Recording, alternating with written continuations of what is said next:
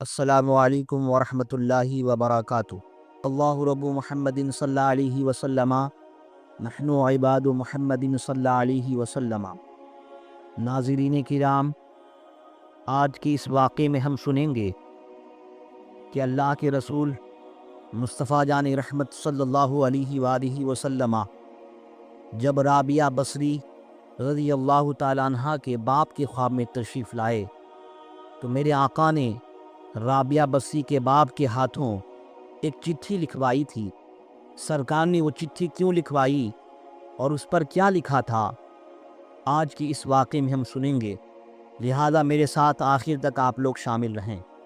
ناظرین کرام، حضرت رابعہ بصری رضی اللہ تعالیٰ عنہ جس دن اپنی ماں کی کوکھ سے نکل کر کے بصرہ شہر میں پیدا ہوئی، اس دن ان کے باپ کو بہت رونا آیا۔ رابعہ بصری کے باپ بہت روئے، روتے روتے سو گئے۔ خواب میں اللہ کے نبی تشریف لائے۔ میرے آقا ارشاد فرماتے ہیں، اے میری نیک بندی رابعہ بصری کے باپ، رونے کی وجہ کیا ہے؟ آپ رو کیوں رہے ہو؟ میں آپ کو پہلے بتا دوں، رابعہ کے معنی ہوتا ہے چوتھا۔ یہ ان کا نام رابعہ کیوں رکھا گیا؟ وہ اس لیے کہ وہ اپنی باپ کی چوتھی بیٹی تھی۔ 3 بیٹیاں پہلے ہی سے پیدا ہو چکی تھی، یہ چوتھی بیٹی تھی، اس لیے ان کا نام رابعہ رکھا گیا۔ اور آپ کو بصری اس لیے کہتے ہیں کیونکہ آپ بصرہ شہر میں پیدا ہوئی۔ جب رابعہ بصری کے باپ روتے روتے سو گئے، خواب میں اللہ کے نبی تشریف لائے تو میرے آقا نے پوچھا، اے میری نیک بندی رابعہ بصری کے باپ، رونے کی وجہ کیا ہے؟ آپ رو کیوں رہے ہو؟ تو رابعہ بصری کے باپ کہتے ہیں، سرکار غریبی ہے۔ سرکار، میرے یہاں 3 بیٹیاں پہلے ہی سے پیدا ہو چکی ہیں، ان کے کھانے پینے کا انتظام میں قاعدے سے نہ کر پایا، ان کی شادی کی تقریبات کا اہتمام میں کیسے کروں گا؟ حضور، میں ابھی یہ سوچ ہی رہا تھا کہ یہ چوتھی بیٹی بھی پیدا ہو گئی۔ میں بہت پریشان ہوں، میں بہت بے چین ہوں۔ میرے گھر کی مفلسی خوشحالی میں کیسے تبدیل ہوگی؟ میری گھر کی غریبی خوشحالی میں کیسے تبدیل ہوگی؟ آقا، میں ابھی اسی فکر میں تھا، اس لیے میں پریشان ہوں۔ میرے آقا نبی کریم مصطفیٰ جان رحمت صلی اللہ علیہ وآلہ وسلم نے ارشاد فرمایا، اے میری نیک بندی رابعہ بصری کے باپ، ایک کاغذ اور قلم لے کر آؤ۔ اب خواب ہی میں رابعہ بصری کے باپ ایک کاغذ اور قلم لے کر آئے۔ میرے آقا فرماتے ہیں، ایک خط لکھو، ایک چٹھی لکھو۔ اچھا، خط کسے لکھنا ہے؟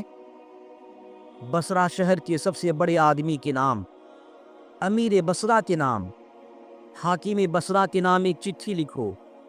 میرے آقا نبی کریم فرماتے ہیں، ہیڈنگ بناؤ، اوپر لکھو، یہ خط امیر بصرہ کے نام۔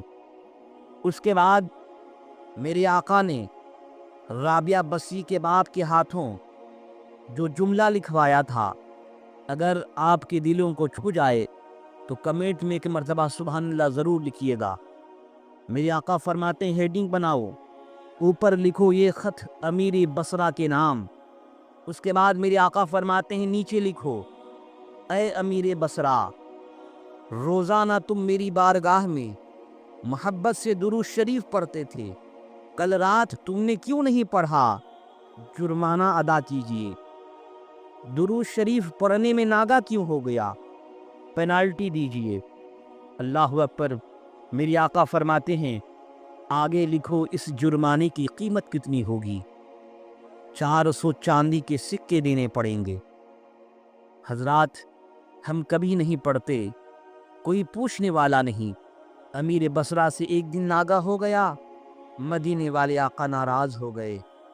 صبح کو اٹھنے کے بعد رابعہ بصری کے باپ اس کاغذ کو لے کر کے امیر بصرہ کے مین گیٹ پر پہنچے، اور مین گیٹ پر پہنچنے کے بعد واچ مین کو اس نے وہ چٹھی دی اور کہا کہ اپنے آقا کو لے جا کر دو۔ واچ مین نے وہ چٹھی لے کر اپنے آقا کے پاس پہنچا अमीर बसरा के हाथ में उसने वो चिट्ठी दी। अमीर बसरा ने जब उस चिट्ठी को पढ़ा, अमीर बसरा ने कहा, ए वॉचमैन, खबरदार, जो ये चिट्ठी लेकर आया है उसे हरगिज अंदर आने मत देना।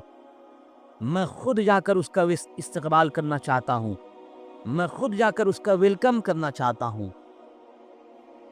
अमीर बसरा मेन गेट पर पहुंचे, राबिया बसी के बाप के हाथों को चूमा, पेशानी को चूमा, अपने मेन कमरे में ले गए और अपने मेन कमरे में ले जाने के बाद अपनी मेन कुर्सी पर बिठाया।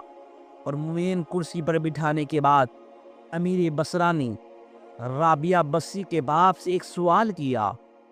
अमीर बसरा ने कहा, ऐ खत लेकर आने वाले शख्स, जरा ये तो बता, दुरूद शरीफ मैं पढ़ता था रात के अंधेरे में, जब मेरी बीवी सो जाती थी, जब मेरे घर के रियाया सो जाते थे, जब मेरी कनीज़ें सो जाती थी, तो रात के वक्त चराग को बुझा करके, मुसल्ला बिछा करके, हाथों में तस्बीह लेकर के, गुंबद खजरा की तरफ रुख करके, अल्लाह की नबी की याद में बेकरार व बेचैन हो करके दुरूद शरीफ मैं पढ़ा करता था।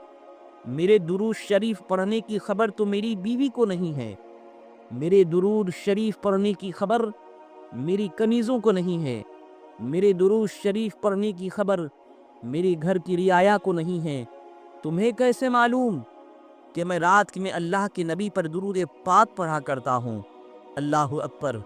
राबिया बस्सी के बाप ने कहा, हुजूर, मुझे भी नहीं मालूम था, वो तो आज की रात अल्लाह के नबी ने आकर मुझे बताया है, अल्लाह के नबी ने ये लिखवाया है। अल्लाहु अकबर। अमीर बसरा के रोंगटे खड़े हो गए। अमीर बसरा ने खुशी में राबिया बस्सी की बात की झोली में 400 चांदी के सिक्के डाल दिए और 1200 चांदी के सिक्के गरीबों में दान कर दिए। और गरीबों में दान करने के बाद अमीर बसरा ने उस चिट्ठी को अपने हाथ में लिया और हाथ में लेकर कहा, ऐ खत लेकर आने वाले राबिया बस्सी के बाप, सुन, जब मैं मर जाऊं तो यही चिट्ठी मेरी कफन में रखा जाए, ताकि कल मैदानी महशर में जब मैं रब की बारगाह में उठूं, जब मैं रब के हुजूर उठूं और मेरा परवरदिगार मुझसे पूछे, ऐ अमीरी बसरा, मेरी बारगाह में क्या लेकर आया है, तो मैं कह दूंगा, ऐ मेरे परवरदिगार, ऐ मेरे खालिक व मालिक, तेरी शान के लायक मेरे पास एक सजदा भी नहीं है, तेरी शान के लायक मेरे पास एक रुकू भी नहीं है, तेरी शान के लायक मेरे पास खुशू व खुजू से कुरान पाक की तिलावत का एक जज्बा भी नहीं है, मगर हाँ, ये कागज़ बता रहा है कि मैं ज़िंदगी में तेरे महबूब पे दुरूद शरीफ पढ़ा करता था।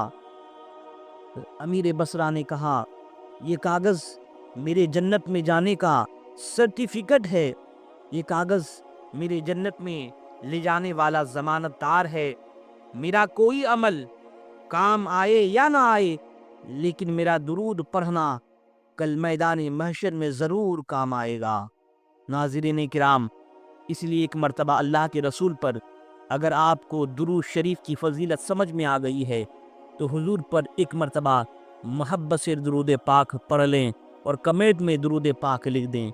अस्सलामु अलैकुम व रहमतुल्लाह।